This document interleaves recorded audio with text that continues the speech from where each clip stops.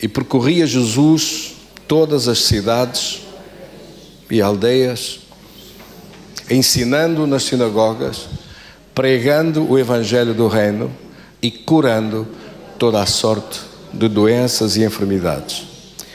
Versículo 36. Vendo ele as multidões, compadeceu-se delas, porque andavam desgarradas e errantes, como ovelhas que não têm pastor. E então se dirigiu a seus discípulos.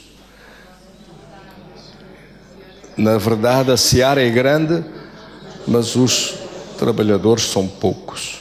Rogai, pois, ao Senhor da seara que mande trabalhadores para a sua seara. Querido Senhor, damos-te graças da tua palavra e do teu poder em nossa vida. Glorifica o teu nome em nossa vida. Em nome de Jesus, graças desta palavra no nosso coração. Glória a Deus. Tenha a gentileza de sentar.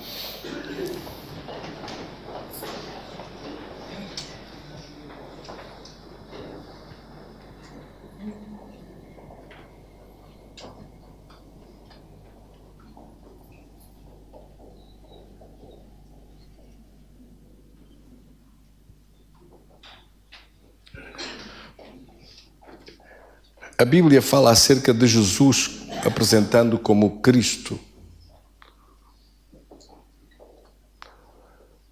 Do grego Christos, ungido. Em hebraico, o Messias, o ungido, é assim que significa. Ungido Deus. Quando nós falamos sobre a unção de Deus, estamos a falar uma outra palavra para significar o poder, a ação do poder de Deus que se transforma a operar através do Espírito de Deus e que opera de modo a acontecerem os planos de Deus e a prevalecerem os planos de Deus sobre o mal. A unção de Deus destrói aquilo que amarrava, aquilo que bloqueava, aquilo que prendia, aquilo que não deixava desenvolver, crescer e avançar.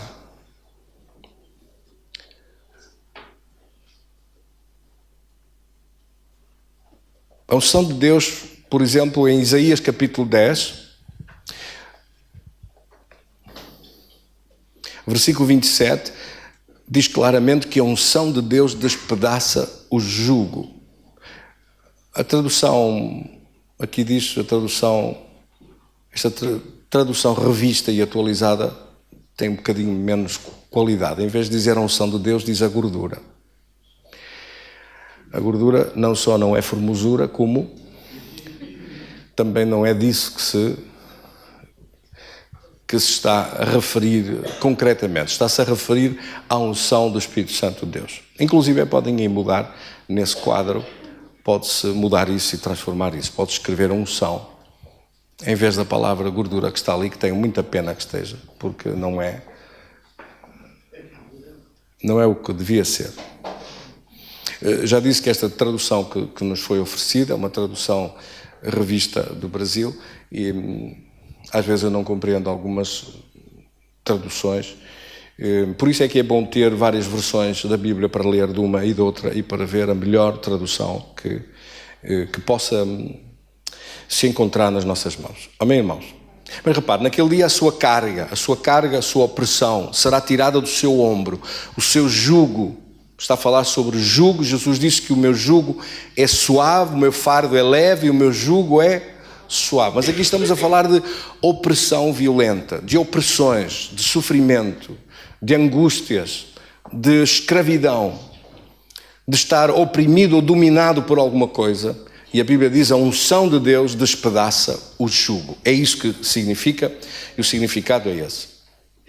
Logo depois, neste capítulo a seguir de Isaías, nós podemos ver Isaías no capítulo 11,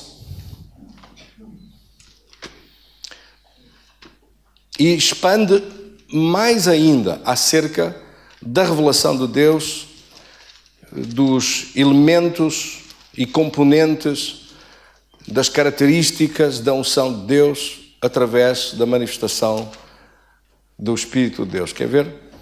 diz assim: do tronco de Jessé sairá um rebento, e das suas raízes um renovo, e repousará sobre ele, leia comigo, o Espírito do Senhor, 1, o Espírito de sabedoria, 2, o Espírito de entendimento, 3, o Espírito de conselho, 4, o Espírito de força e poder, 5, o Espírito de conhecimento, 6, e o Espírito de temor do Senhor, 7. Os 7 Espíritos de Deus.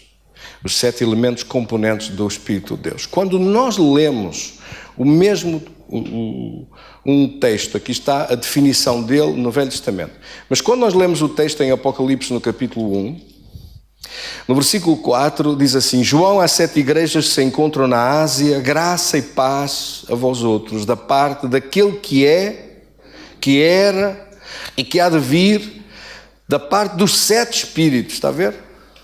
Dos 7 Espíritos que se acham diante do seu trono. Quer dizer que o Espírito Santo de Deus, dentro da sua gênese e componente de elementos, estão definidos como 7.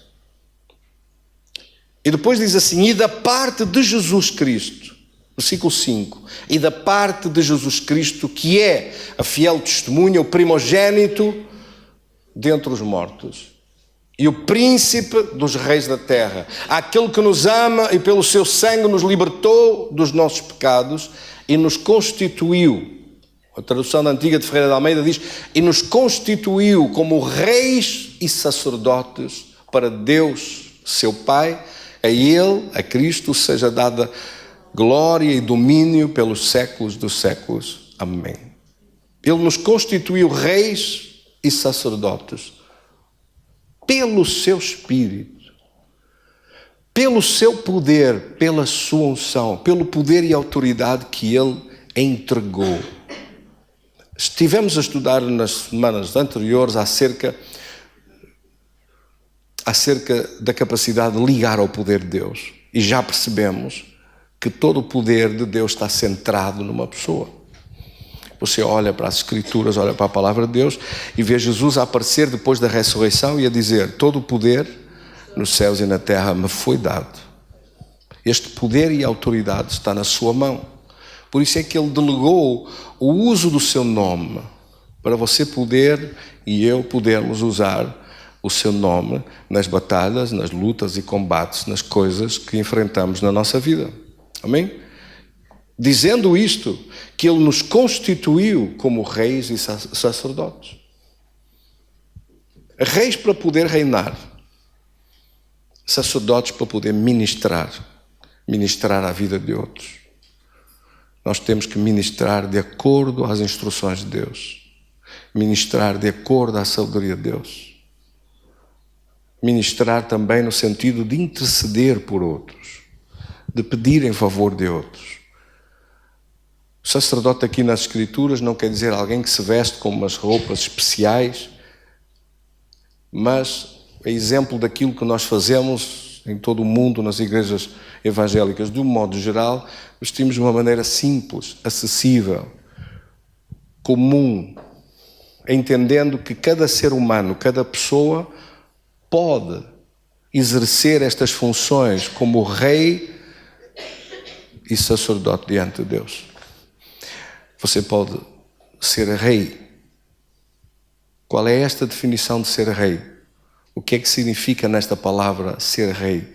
Significa reinar, a começar a reinar pela sua própria vida, reinar pelos assuntos da sua vida, reinar nas coisas que dizem respeito aos seus sonhos, aos seus objetivos, à sua vida pessoal, e a dizer ao diabo: não és tu que reinas, não é o mal que reina, não é a doença que reina, não é algum problema que vai entrar por aí dentro e que vai reinar, não são os planos de Satanás que vão reinar sobre a minha vida, sobre a minha casa, sobre o meu trabalho, sobre a obra das minhas mãos, sobre os meus sonhos. Nada disso vai reinar. Quem vai reinar é o poder de Deus, e vou reinar eu sobre a minha vida. Sobre o meu corpo não vai reinar o diabo, nem vai reinar a doença. Quando a palavra de Deus declara isto, que Deus nos constituiu para ser reis, Quando você olha e vê a imagem de um rei no Velho Testamento, a imagem de alguém com poder e com autoridade, a palavra de um rei, o decreto de um rei que pode selar os decretos que são feitos com o seu selo. Nós estamos a falar de um poder, obviamente de um poder não discricionário, mas de um poder responsável, mas estamos a falar de autoridade e de poder. Quando nós recuamos na história e lemos alguns personagens da nossa história, seja de reis que empenharam a sua palavra para cumprir determinados objetivos, seja... Você com certeza se recorda de um ditado antigo que dizia: a palavra de rei não volta atrás. Quem é que se lembra disso? Quer dizer que não podia ser revogada, não podia ser anulada a palavra que tinha sido dada. Comparativamente a isto, se olhássemos para o nosso mundo de hoje, para o mundo da política de hoje, eu não estou aqui a falar de política, mas gente que chega e promete tudo e depois já sabe que vai lá chegar e não vai fazer nada daquilo que disse. Nada, rigorosamente nada. Mas isso é o cúmulo do antagonismo em relação com este princípio. O princípio de que uma palavra tinha que ter honra. O princípio de nós olharmos para trás da nossa história e encontramos homens que empenharam as suas barbas pela sua palavra. E que diziam uma coisa e faziam. E esta gente de autoridade e com poder e com responsabilidade ocupou cargos, muito mais do que políticos, ocupou cargos e ficaram marcados na história como homens de grande valor. Isso você encontra na Bíblia, encontra na história. Infelizmente nós vivemos numa época acelerada, perversa e louca, onde as palavras valem muito pouco. Mas não é assim diante de Deus e da vida com Deus. As palavras devem valer outra vez.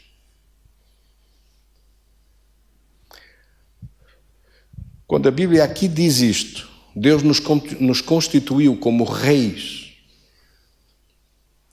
Está a falar de uma coisa que estava perdida há muito tempo. Daquilo que Deus tinha dado ao homem desde o início. Do início da própria criação do homem. E que faz parte da bênção de Deus sobre a vida humana. Deus tinha dado ao homem.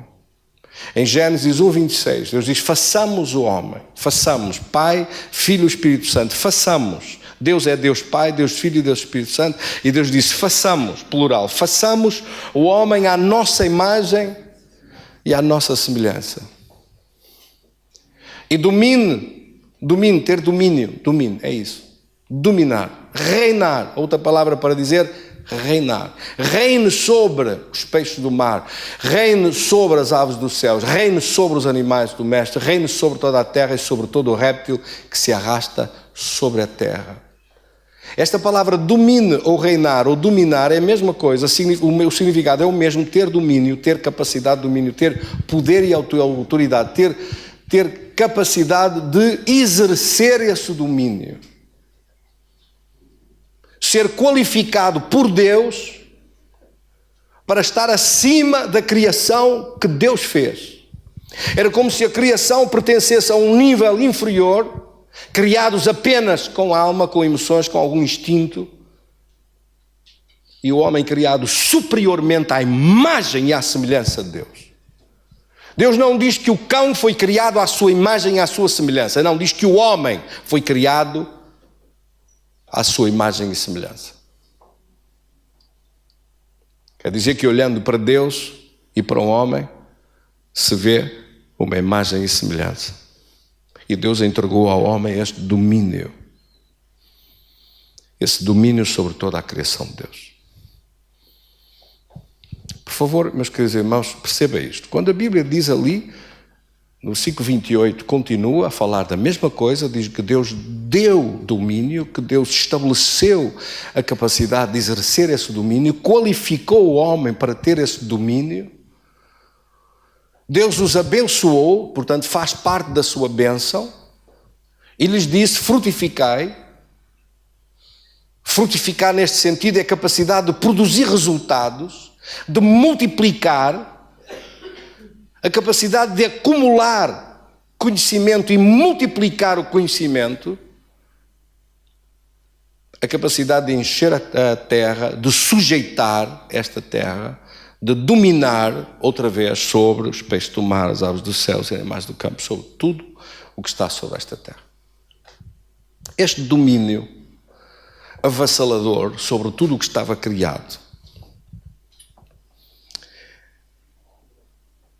Quando nós lemos nas primeiras páginas da Bíblia em Gênesis, este domínio era visível, inclusive o próprio homem tinha a capacidade de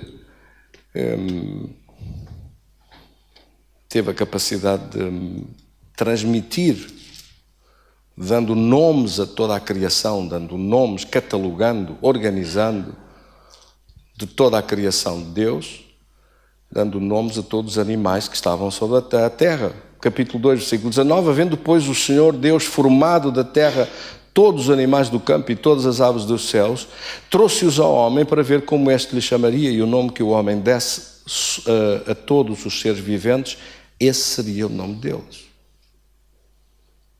Então aqui vemos um homem, Adão, que pelos vistos não tinha passado pela faculdade, mas que sabia atribuir e tinha sabedoria para atribuir os nomes todos e conhecer com conhecimento intrínseco, atribuindo os nomes com a qualidade que esse nome implicava para definir o animal. De onde é que lhe veio esta sabedoria toda? De onde é que lhe veio este conhecimento todo? Este conhecimento veio da sua relação com Deus. Era como se ele fizesse nesta relação especial com Deus, nesta relação de intimidade com Deus, era como se ele estivesse a fazer um download, como se ele estivesse a encher dados dentro de si próprio, de informação que vinha de Deus para a sua vida, e que depois descarregava nesta relação umbilical, de relação de grande qualidade entre ele e Deus, sendo capaz de ouvir Deus, de perceber Deus, de entender Deus e de transmitir e de fazer funcionar, de gerir a obra da criação de Deus. E todo este poder foi-lhe dado exatamente para isso. Deus colocou nas suas mãos porque Deus sabia que ele era capaz de fazer essa gestão de qualidade sobre toda a criação. Porque foi feito à imagem e semelhança de Deus, que é o Criador com C grande. E nós somos criadores. Podemos ser criadores com C pequeno, mas somos criadores. Porque fomos feitos da mesma qualidade de espírito. Deus é espírito e nós somos um espírito que habita, que tem uma alma e que habita num corpo. O corpo é a casa onde nós estamos. E a alma, o centro do nosso pensamento, da memória, das emoções. E que funciona de uma maneira absolutamente extraordinária, ligada com o nosso corpo físico. E no mais profundo do nosso ser, aquilo que de facto nós somos é um espírito. Como Deus é espírito, nós somos um espírito. A matéria pode-se corromper, pode-se estragar, pode envelhecer, pode-se deteriorar. Pode até desaparecer, dar lugar a outra. Mas o espírito, uma vez feito, é eterno. Ou seja, você e eu fomos criados de uma maneira grandiosa e eterna por Deus. Nós somos um espírito. E sendo espírito, a matéria espírito, permita-me essa expressão, a matéria espírito é imortal. Aí dentro, a pessoa que você é espírito, feito à imagem e semelhança de Deus, da mesma qualidade de Deus. É isso que significa quando Deus fez o homem desta terra, dos elementos desta terra, criou um corpo e depois soprou dentro do corpo. O sopro de vida, chamado fôlego de vida, ou pneuma, o espírito, veio daquilo que é Deus, do seu próprio espírito, da essência de Deus nós fomos feitos no nosso interior. Como a essência de um homem e de uma mulher se misturam e nasce um bebê, da essência de Deus nós fomos feitos. Fomos feitos à imagem e semelhança de Deus, um espírito. Essa substância, espírito, é imortal, não morre mais. Não se desfaz, não se destrói, não envelhece. Não estou a falar do corpo, estou a falar da pessoa que está aqui dentro. Diga para o seu irmão que está lá, da pessoa que está aí dentro és tu. Atenção que essa pessoa que está aí dentro, esta pessoa que está aqui dentro é imortal. Essa pessoa que está aí dentro é imortal. Amém? Porque este mundo está tão habituado a olhar para o físico, para o que é físico, e a pensar que isso é o único. Mas não é não.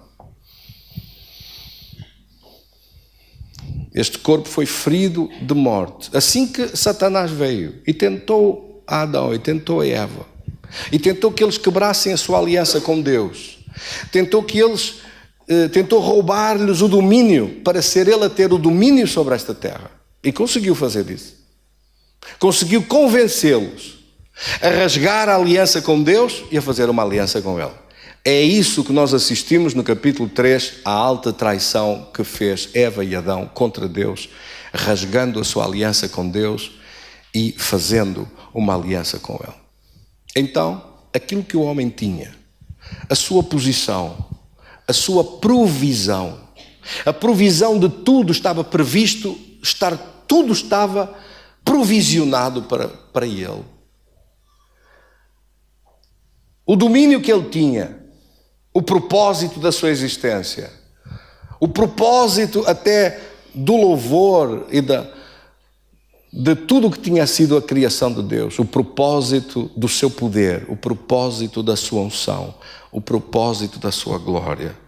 Todas essas coisas de repente, que eram dele, que estavam na mão do ser humano, se perderam, passaram para as mãos do reino das trevas. Satanás tomou posse do domínio.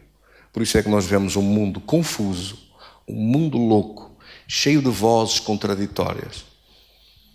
Um mundo que se corre de um lado para o outro a apagar fogos, a resolver conflitos insanáveis, que não há maneira de chegarem ao fim, até Deus um dia pôr a mão nisto e pôr ordem sobre esta terra. Mas há quase 2000 anos Jesus veio. E se o primeiro Adão tinha caído da glória de Deus, tinha perdido a glória de Deus, tinha perdido o domínio, a Bíblia apresenta a Jesus como segundo Adão. E esta é verdadeiramente uma história absoluta e extraordinária. Jesus é apresentado nas Escrituras como segundo Adão. Pela segunda vez, Deus vai fazer um homem. Desta vez não vai precisar de fazê-lo do chão, do barro, da terra, não vai precisar de amassá-lo com as suas mãos e fazê-lo com as suas mãos. Não vai precisar. Não vai precisar de levá-lo para o laboratório celestial e prepará-lo. Não vai precisar disso. Precisa só de um útero, do ventre de uma mulher, e de gerar lá dentro o nascimento de um corpo, para que dentro desse corpo habite a plenitude da glória de Deus. E assim nasce o Filho de Deus, gerado no ventre de uma mulher virgem, não por um homem, mas gerado pelo Espírito Santo de Deus, por fora sendo homem, dentro na sua grandeza, no mais profundo do seu ser, é Deus, amém? É o Filho de Deus. E aparece. A Bíblia diz, identifica-o, em 1 Coríntios 15, 45, chama-lhe o segundo Adão. Quer dizer, o primeiro Adão perdeu o domínio para o diabo tomou posse disto. E você vê um mundo em convulsões, em destruição, vê Deus a ter que julgar mais que uma vez esta humanidade, a julgar durante os tempos de Noé, durante o dilúvio, depois mais tarde em Sodoma e Gomorra. Há nações e países onde a pedofilia não existe como lei no Código Penal dessas nações. É perfeitamente possível abusar de crianças, viver no abuso de crianças, casar com crianças, etc, etc, etc. Vou falar concretamente do mundo muçulmano. Ou sociedades onde a lei do casamento homossexual, eu estou a falar da Bíblia, não estou a falar da lei das nações, que eu não tenho nada a ver com isso. Agora, que seja que fique claro, a palavra de Deus não mudou. Deus não mudou. Obviamente, qualquer pessoa é livre de fazer o que quiser com a sua vida, sim ou não? Mas nós não podemos alterar o que está escrito com a palavra de Deus. No fim, Deus reserva-se o direito de julgar cada um segundo as suas obras. As pessoas são livres para viver como quiserem? São livres para fazer os disparates todos que quiserem? São livres. Podem fazer. Uma coisa eu tenho a certeza, a lei de Deus é muito mais exigente e de uma qualidade absolutamente inatacável do que a lei feita pelos homens. A lei de Deus é absoluta. A justiça de Deus é absoluta. E por justiça absoluta significa que não fica nada por saber-se, não fica nada por ser julgado, não fica nada por ser investigado e descoberto. Tudo diante de Deus está às claras. Tudo diante de Deus está numa absoluta transparência do conhecimento de Deus. Quer dizer que todo o erro, toda a desobediência, tudo o que está contrário com a palavra de Deus, todo o crime cometido a ocultas, que aqui embaixo nunca foi descoberto, um dia diante de Deus está às claras e vai ser condenado. Significa isto que o mundo inteiro devia viver com uma consciência muito mais gravosa em relação à sua consciência com Deus do que qualquer medo de punição de autoridades humanas. O respeito por todas as autoridades é necessário e é bom. Amém? Mas o respeito máximo da autoridade de Deus e da nossa própria consciência de viver direito com Deus, de viver certo com Deus, de viver com uma exigência pessoal de agradar Deus sempre. Quer dizer que este domínio o homem perdeu. Satanás ficou com isso e tornou-se o Deus deste mundo. Aquelas pessoas que pensam, porque a religião ensinou mal, a dizer que é Deus que está a dirigir o mundo, estão muito enganados. Não é Deus que está a dirigir o mundo. A Bíblia diz, pelo contrário, que é Satanás que está a dirigir o mundo. Ele próprio disse que era ele. Quando em Lucas, no capítulo 4, se apresentou diante de Jesus na tentação do deserto, Lucas capítulo 4, o diabo disse que este mundo, que ele o dava para ele, se ele se prostrasse, se o adorasse. Quer dizer, a mesma coisa que nós percebemos que ele fez com Adão, a mesma coisa, reverteu esta história, não podia fazê-la do mesmo modo, mas de uma história invertida, mas quis na mesma fazer uma aliança com ele. Ao segundo Adão quis fazer a mesma coisa. Está aqui escrito. Lucas capítulo 4. No versículo 4, no versículo 3, o diabo disse-lhe: se tu és o Filho de Deus, manda que estas pedras se transformem em pão. Jesus respondeu: está escrito, não só de pão viverá o homem, mas de toda a palavra que sai da boca de Deus. Mostrou-lhe no momento todos os reinos do mundo. Está a ver? Mostrou-lhe os reinos do mundo. E olha o que o diabo disse. O diabo disse: dar-te-ei esta autoridade e a glória destes reinos, porque ela me foi entregue a mim. Olha o bandido. Foi-me entregue. Não foi bem entregue. Ele negociou com Adão, enganou e ficou com isto. Principalmente a Eva. Ao Adão, ele fez mesmo uma aliança com ele. Como é que um homem pode ser tão imbecil de fazer uma coisa dessa? Mas fez. E passou-lhe toda a autoridade para as suas mãos. Foi-me entregue, diz o diabo para Jesus, foi-me entregue e eu dou a quem eu quiser. Olha o que o diabo disse. Eu dou o poder deste mundo a quem eu quiser. Repare bem que Jesus não disse que ele estava a mentir. Porque se ele estivesse a mentir, Jesus repreendia-o e dizia logo: estás a mentir. Não é verdade isso? Não, Jesus não disse que não era verdade. É verdade. Se tu me adorares, será isto tudo teu. Ele quis negociar com Jesus, sim ou não? Quis. Se tu me adorares, toda esta glória dos reinos, esta glória do mundo, esta glória das nações, será tua, eu te darei isto tudo. Olha a resposta que Jesus deu. Está escrito: ao Senhor teu Deus adorarás e só a Ele servirás. Ponto final. Então a Bíblia diz que ele ainda tentou mais uma coisa, mas neste momento já não faz parte tanto do nosso tema, por isso vamos avançar. Repare que ele foi propor outra vez, como tinha feito a proposta para Adão, o diabo fez a proposta para Jesus. Se ele queria negociar com ele. Se ele queria, e ele lhe daria este poder todo com uma condição: que ele fosse o seu Deus e que ele abandonasse Deus, o Pai, e que ficasse com Satanás como seu Deus. Isto é muito sério, porque esta proposta que foi apresentada para Adão, Adão aceitou-a. E agora nós vemos Jesus a recusá-la.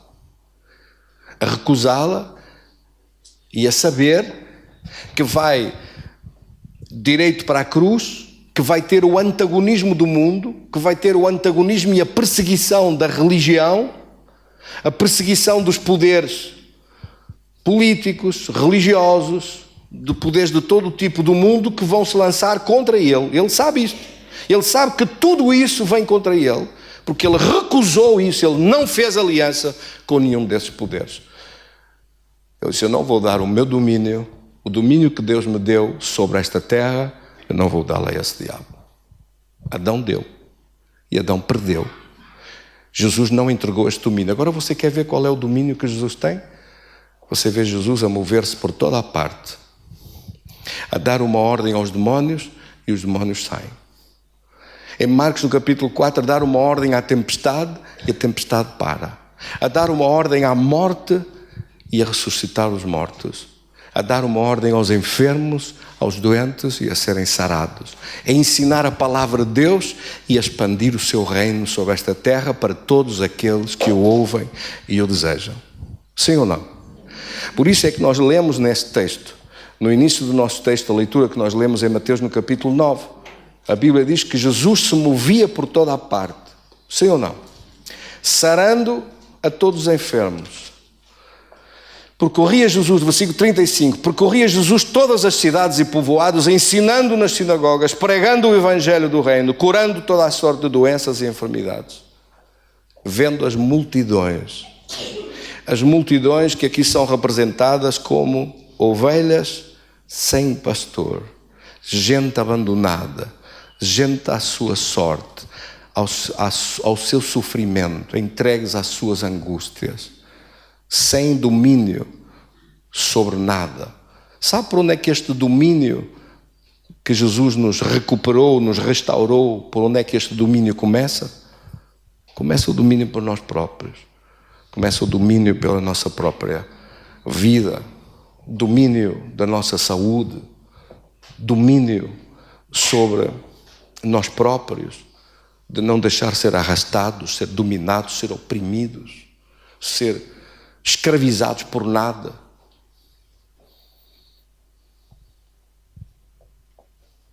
Por nada. Se vem alguma dor, se vem algum mal-estar, se vem alguma coisa, seja o que for, você exerce domínio sobre isso. Hoje em Espinho, um senhor pela primeira vez deu o testemunho. Quem é que esteve lá e viu? Mostramos as fotos da perna dele, do estado em que aquela perna estava. Os médicos estavam prontos para cortar a perna dele. Vamos arranjar a forma de filmar isso e de ver. É uma coisa horrível. Quando eu fui ao hospital a primeira vez a orar por ele,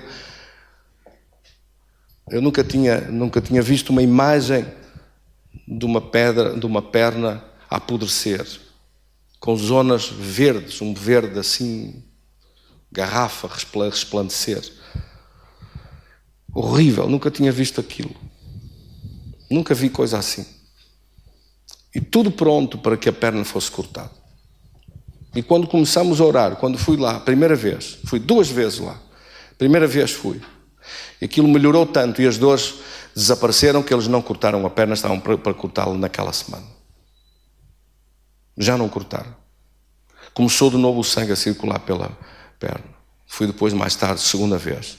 Hoje, ao ver aquele senhor na igreja, com as 2 pernas, e estar perfeitamente curado, o que era humanamente impossível, o que durante anos não tinha sido possível com nenhum tipo de medicação, de repente com uma oração, com alguém que disse: não permita ao diabo fazer isso, não permita esse diabo fazer isso, ele não tem domínio sobre esta perna, a partir de agora este domínio sou eu que o tenho sobre essa perna do meu querido irmão João. Ele não tem fé, mas eu tenho. Ele não sabe, mas eu sei. Ele não pode, mas eu posso. Não te permite, põe-te lá fora. E o diabo foi embora, pegou nas malas e saiu de lá para fora a andar.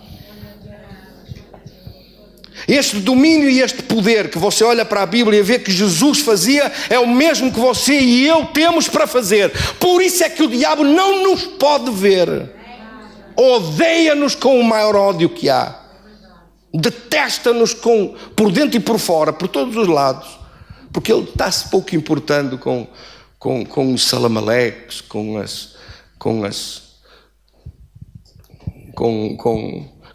gente que fala muito, mas que de resultados não tem nada. Nós precisamos de resultados do poder de Deus, resultados do domínio de Deus sobre a nossa vida, de resultados de ser capaz de perceber que este domínio foi-nos restaurado em Cristo. Em Romanos 5,17 diz isso: pela ofensa de um só, a ofensa de Adão, a morte reinou por este. Muito mais, diga comigo, muito mais. Os que recebem a abundância da graça. Quem é que recebeu a abundância da graça? Diga para o seu irmão ao seu lado: tu recebeste a abundância da graça. Muito mais os que recebem a abundância da graça e o dom de justiça reinarão em vida. Reinar em vida significa isso, significa que aquilo que o diabo antes tinha roubado das mãos de Adão, o domínio que Adão tinha perdido, o domínio que esta humanidade perdeu, o domínio que esta gente errante como ovelhas sem pastor, que não tem domínio nenhum, que andam ao sabor do sofrimento conforme ele vem. Mas nós aprendemos, estamos a aprender mais. Quantos é que estão a aprender mais? Estamos a aprender a ter domínio sobre a nossa vida, domínio sobre os problemas da nossa vida, domínio sobre as situações que o diabo arranja, com os problemas que ele arranja, as dificuldades que vão surgindo, e nós vamos vencendo uma após outra. Aparece uma, vencemos, aparece outra, vencemos, aparece outra, vencemos. E não devemos fugir dos problemas, mas enfrentá-los e vencê-los. Esse é o chamado que nós temos, é enfrentar as coisas e vencer. Não fugir, arranjar desculpas, arranjar fórmulas para não fazer nada, mas enfrentar e vencer. Não somos daqueles que antes quebrar que torcer e gente que foge. Não fugimos de nada, enfrentamos e vencemos. É assim que é. Também não gostamos de arranjar desculpas para nada. É muito melhor arranjar soluções do que desculpas. Sim ou não? As pessoas são peritos em arranjar desculpas. Não. Mas nós não estamos à espera de outro Cristo. Jesus é a esperança da glória. E nós não esperamos outro poder. Nós já temos esse poder. Nós temos é que aprofundar a nossa vida no poder de Deus. Para o diabo não pôr as patas sobre nós a dominar em nada. Diga isso comigo: ele não vai dominar em nada. Não vou permitir que ele domine em nada. Esse tem que ser o grito dos filhos de Deus.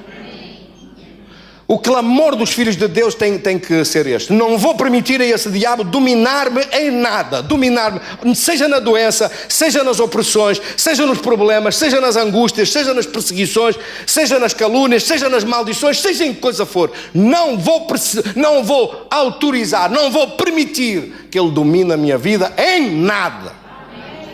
Doença, zero. Tolerância, zero para o diabo. Tolerância contra vício. Tolerância contra tudo o que nos queira escravizar. Tolerância contra ele querer dominar outra vez a nossa vida. Não lhe dê esse direito. A Bíblia diz que em vez de abrir a porta ao diabo, nós devemos fechar-lhe a porta na cara. É assim que a Escritura diz. Fechou-lhe a porta na cara, empurrou junto com a porta para o lado de lá. Eliseu fez isso. Em 2 de Reis, no capítulo 7, empurrou a porta juntamente com os mensageiros de Satanás. Vai, põe-te lá fora, mensageiro de Satanás. Aqui não entra Satanás nenhum. Em nome de Jesus. Amém? Aqui não entra nada que venha desse diabo. Se o diabo quiser trazer alguma coisa para si, empurre-lhe a porta junto e diz, não, aqui não entra. Isso não vai acontecer. Esse mal que o diabo queria não vai acontecer em nome de Jesus. Quantos é que concordam comigo? Essa palavra preciosa, porque a Bíblia diz que nós recebemos uma unção que veio de Deus. Todos nós, por favor, entenda isto. Esse chamado é o seu chamado e o meu. É comum para nós todos. 2 de Coríntios, capítulo 1, 2 de Coríntios, capítulo 1, no versículo 21, a Bíblia diz que aquele que nos ungiu, foi Deus mesmo que nos ungiu. Mas aquele que nos confirma convosco em Cristo, e nos ungiu, é Deus. O que é que esta unção faz? Esta unção despedaça o jugo. Esta unção é a unção própria do Espírito, da sabedoria de Deus, do domínio restaurado, do domínio que foi recuperado em Cristo, para que nós pudéssemos reinar em nossa vida com Cristo e com o poder de Deus. E afinal, a Bíblia diz claramente que foi Deus quem nos escolheu. Foi Deus quem chamou. A Bíblia diz que muitos são chamados, mas poucos escolhidos. Mas se você está aqui hoje, você foi escolhido para estar aqui hoje. João capítulo 15, versículo 16 diz isso. Diz que não fostes vós, diz Jesus, não fostes vós que me escolhestes a mim, mas fui eu que vos escolhi a vós. E vos designei para que vades e deis frutos, e o vosso fruto permaneça, a fim de que tudo quanto pedides ao Pai em meu nome, Ele vos conceda. Não fostes vós que me escolhestes, não. Fui eu que vos escolhi a vós. Deus faz escolhas certas. Às vezes na vida nós fazemos escolhas e não são certas. Mas Deus faz escolhas certas. Deus sabe. E foi Deus quem escolheu. Escolheu, designou, restaurou, ungiu. Para quê? Para nos enviar para produzir um fruto.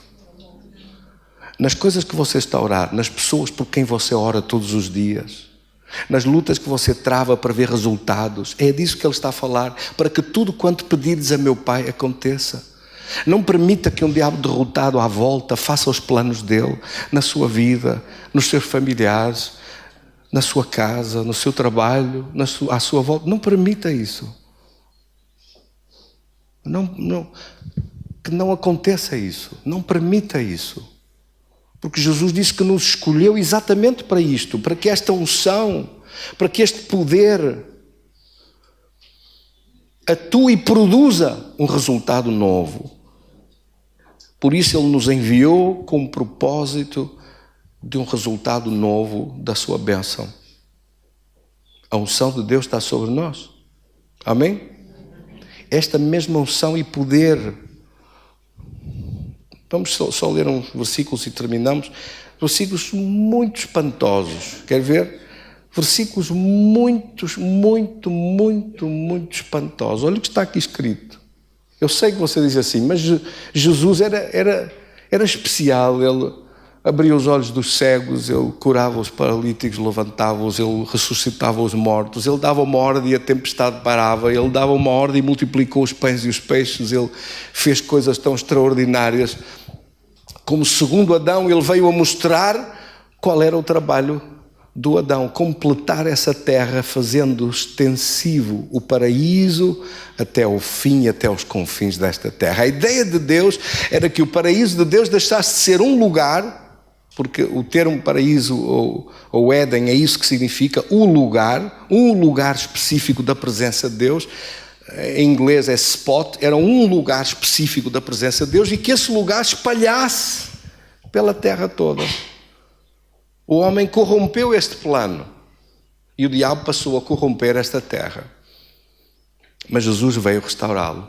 Nós olhamos para Jesus e vemos o segundo Adão. Vemos por aí, nós vemos o que é que o primeiro Adão deveria ter feito: corrigir, pôr direito, sarar, abençoar, pôr vida onde havia morte, restaurar tudo, continuar com a criação de Deus, produzindo uma criação extraordinária de impacto sobre esta terra toda e não só, porque esses planetas todos estão aí à volta vazios. A esta hora já não deveriam estar vazios se essa criação tivesse toda continuado a seguir conforme ao estilo do paraíso de Deus. Amém? Não havendo morte, não havendo destruição, não havendo mal, não havendo doenças. Você olha para Gênesis, no princípio não encontra mal, morte, doenças, sofrimento, lágrimas, angústias. Não há. No paraíso de Deus não existe isso. Não fomos feitos para morrer. E por dentro a substância que nós temos é eterna. E Jesus, quando veio, pagou na cruz um preço para que esta morte que estava neste corpo fosse vencida. Quando ele ressurgiu, apareceu outra vez com um corpo de glória, um corpo da ressurreição. Ele diz: assim como eu tenho um corpo destes, vós tereis um corpo igual a estes. Todos aqueles que são meus, quantos é que são dele aqui? Terão um corpo de ressurreição. Amém? Por isso, meus queridos irmãos, este poder extraordinário, eu estava a dizer de João, capítulo 14, o versículo que vos queria ler. Todo este poder extraordinário que nós vemos em Cristo, não pense que esse poder extraordinário que vemos em Cristo era só para Ele. Foi um poder que Ele disponibilizou para que opere em nossa vida, que opere nos seus assuntos, nas coisas por quem você ora, nos assuntos que você está a batalhar e orar, para ter resultados. Diga isso comigo: eu quero ter resultados. No versículo 11 diz assim, João capítulo 14, versículo 11, diz: crede-me que estou no Pai e o Pai em mim. Crede ao menos por causa das mesmas obras. Quer dizer, o Pai em mim opera e realiza estas obras. Em verdade vos digo, que aquele que crê em mim, quando você crê nele, fará também as obras que eu faço, e outras maiores fará, porque eu vou para junto do meu Pai. Meu Deus! Quer dizer, o domínio restaurado. Ele disse: agora este domínio que eu venci, que eu recuperei, a morte que eu triunfei sobre ela, vou-vos dar o poder a vós, à minha igreja, e as portas do inferno não prevalecerão contra a minha igreja. O diabo não vai prevalecer contra a minha igreja. Demónios, opressões, doenças, problemas, todo tipo de coisas não vão conseguir fazer os seus planos contra aqueles que são a minha igreja. Quer dizer que aqueles que se consideram como igreja de Cristo são homens e mulheres que param ao diabo, que chegam, põem um pé e dizem assim: põe-te lá fora, e ele vai ter que ir, vai ter que sair, vai ter que desaparecer, tomando a sério ser um filho de Deus, tomando isso a sério, dizendo: eu sou um filho de Deus, não permito que esse diabo ponha as patas em cima da minha vida. Quando é que vamos tomar isso a sério? Quando é que vamos tomar a sério?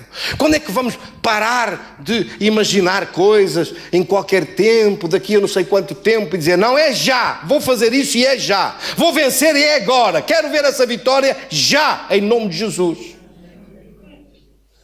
Não quero ver isso daqui a 50 anos, daqui a 100 anos que já não estou aqui. Quero ver agora, quero ver essa bênção agora, quero ver esse domínio restaurado agora. Quero ver este poder de Deus, porque Ele disse isso: se crer em mim, quantos creem nele? Amém. Então diz assim: então é para mim isto. Amém. Fará as mesmas obras que eu faço, porque eu vou para junto do meu Pai. E tudo quanto pedirdes em meu nome eu farei, para que o Pai seja glorificado no Filho. Esta tradução aqui no versículo 13 e 14, no inglês e no original, não está pedir, está demand, está demandar. Tudo quanto demandar em meu nome, ou seja, usamos mais outra palavra, tudo quanto ordenar em meu nome, tudo quanto der uma ordem no meu nome para acontecer, será feito. Você pode dar uma ordem a uma doença, pode orar em concordância comigo e dizer: damos uma ordem, essa doença seca e desaparece em nome de Jesus. O problema de muita gente é dúvida, a angústia existencial, não saber: isso não dá certo, vou ficar mal. Não se preocupe muito com a sua imagem. Preocupe-se muito mais em ter fé na palavra de Deus, que a palavra de Deus não volta atrás vazia. Esta palavra é poderosa para executar e para fazer acontecer aquilo que nós oramos. Amém? Sim ou não? Se demandares alguma coisa em meu nome, eu farei, diz Jesus. Quer dizer que Ele passou-nos uma procuração para o uso do seu nome. Você tem uma procuração para o uso do seu nome. Com que poderes, pastor? Com os poderes com que o seu nome permite. Com os poderes que o nome de Jesus lhe permite. Poder de pedir, poder de orar, poder de parar uma doença, poder de parar uma tempestade, poder de multiplicar a bênção de Deus, poder que foi-nos dado, entregue nas nossas mãos. Será que nós temos fé? Será que nós temos fé? Será que nós temos fé para exercer este poder e esta autoridade que Ele nos deu? Ele disse: eu dei-vos a minha unção. Vós fostes ungidos por Deus. Aquele que nos ungiu foi Deus. É assim que diz. Aquele que nos ungiu foi Deus. Mas enquanto a pessoa não der um passo de fé, não vai ver nada. Precisamos dar passos de fé na nossa vida. Bendito seja Deus. Precisamos dar passos de fé poderosos na nossa vida. Amém, irmãos? De não ter medo, de orar sem medo, de declarar sem medo, está curado. De declarar sem medo, não corta essa perna. De declarar sem medo, não vai acontecer isso. Está amarrado esse diabo em nome de Jesus. Não permito isso e não vai acontecer isso. De ter poder e ousadia para usar o nome de Jesus na nossa vida. Amém? Vamos agradecer? Vamos orar? Tenha a gentileza de ficar de pé e vamos orar. Querido Senhor, damos-te graças de todo o coração pelo teu poder que nos restaura, que nos abençoa. És tu quem nos levantas em vitória na tua bênção. Oramos diante do teu trono por este poder tão grande e celebramos em tua presença, em nome de Jesus. Celebramos em tua presença a tua grandeza. Diga isso comigo: Senhor meu Deus, em nome de Jesus, nas coisas que eu estou a orar, vou exercer o teu domínio. Faça isso comigo, diga assim: vou exercer agora o domínio que eu tenho contra o poder do mal, contra o poder da doença, contra o poder da escravidão. Vou dizer ao diabo: não dominas mais, não permito mais nenhum do teu domínio, não te permito, não consinto, mas te expulso em nome de Jesus. Não aceito a tua opressão, não aceito nenhuma escravidão, mas recebo hoje esta unção de Deus, uma unção que me liberta. Não permito de ser escravo de Satanás, na doença, na opressão, em algum vício, em algum mal, em algum plano de Satanás. Não permito nenhum dos teus planos, nem em pensamento, nem em nenhuma fraqueza, mas estás debaixo dos meus pés. Está amarrado o teu poder, estão desfeitas as tuas obras.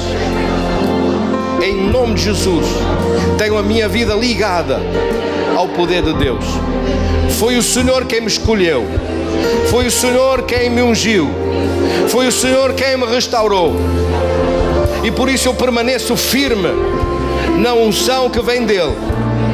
Foi o Senhor que me restituiu o domínio que estava perdido, e eu tenho domínio sobre mim, domínio sobre as circunstâncias da minha vida, domínio sobre a minha saúde, domínio sobre os sonhos, domínio sobre os acontecimentos, domínio sobre a vida financeira, as bênçãos financeiras. Em nome de Jesus, não permita esse diabo. Pelo contrário, ele tem que restituir as coisas que roubou. Deus ordena a multiplicação e esta unção está em mim. Deus me enviou com este propósito de dar fruto e ver resultados. Hoje eu quero te agradecer, meu Deus, por resultados extraordinários na minha vida. Em nome de Jesus, em nome de Jesus, em nome de Jesus. Amém. Graças a Deus.